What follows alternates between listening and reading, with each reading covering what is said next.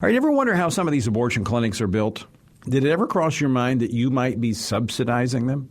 Now, not just with your tax dollars that we saw the last administration, the Trump administration, step in to try to stop, and of course this administration accelerating.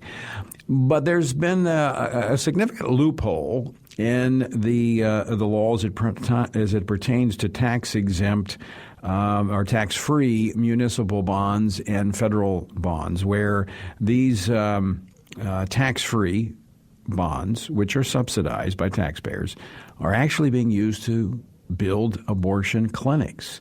Well, joining me now to talk about this, Congressman Jason Smith. He represents the 8th Congressional District of Missouri, and he's actually working to stop this. Congressman Smith, welcome to Washington Watch. Hey, Tony, it's great to be with you. All right, explain to our listeners the problem here, what's happening, and what you're doing to fix it. You know, Tony, as you know, protecting innocent life is something that we must never stop fighting to defend. And you never know whenever you're looking at different aspects of government what you may come across. I serve on the House Ways and Means Committee, which is the committee that's responsible for all revenue into the country and all the tax policy. And for over 40 years, federal funds have been barred from going to organizations that support abortion services. Yet there is a tax loophole that we discovered that allows abortion clinics to be built using subsidized tax-free bonds. And that's why I dropped this, created this legislation and dropped it. It's called No Abortions for Bonds Act, which closes that tax loophole, and it protects hardworking Americans' tax dollars and their values. And folks, just when he talks about dropping it, that means putting it in the hopper, filing that as a bill.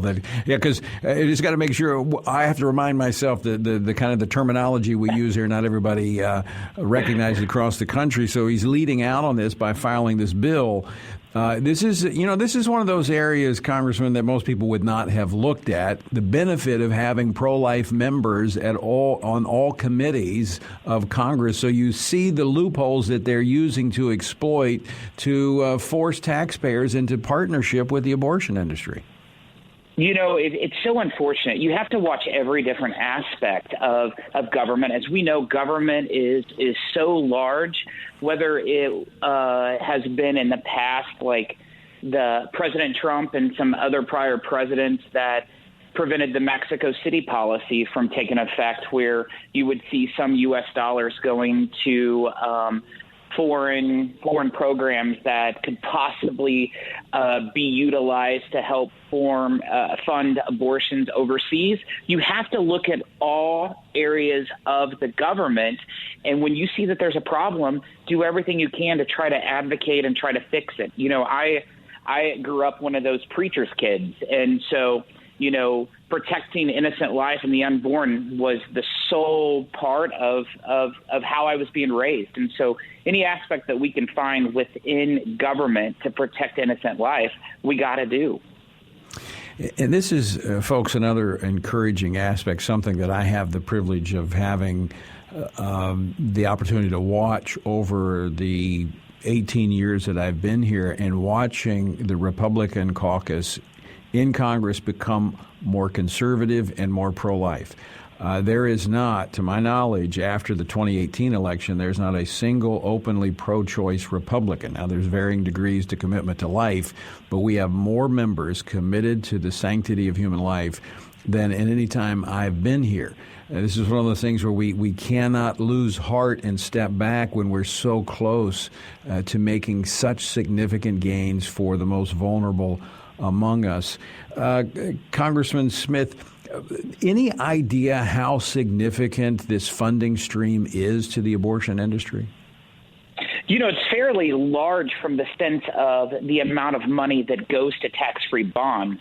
Being able to track exactly the total number that has been used to build abortion clinics, that's a hard number to get. But $1 is too much in my mind. And like you said, the Republican conference is a pro-life conference. That's why we've had, there's 57 members of the Republican conference that has signed on to this legislation to put their name on it saying, yes, we have to pass this. So it's something that's pretty important that needs to get done. Yeah, and it's also important because some would say that understand what's happening right now with the Democrats in control of both the House and the Senate. They say, well, why are you doing this? Because Nancy Pelosi's not going to give a vote to it. This is where we educate the population as to what's happening, or the public. But also, this is really setting the pace for what happens when the Republicans do gain control. Again, people say, well, they've had control before and they haven't done it. But it's not the same people. It's folks like Congressman Smith and others who are committed to this. So I commend you, Congressman Smith, for picking this up, running with it, and setting the pace for what I hope in 2 years this will actually be voted on, passed, sent to the Senate, and become law. Thank you, Tony. But regardless of who currently is in power in Washington, I can tell you the Republican conference is going to constantly defend the right of the unborn and hardworking tax dollars.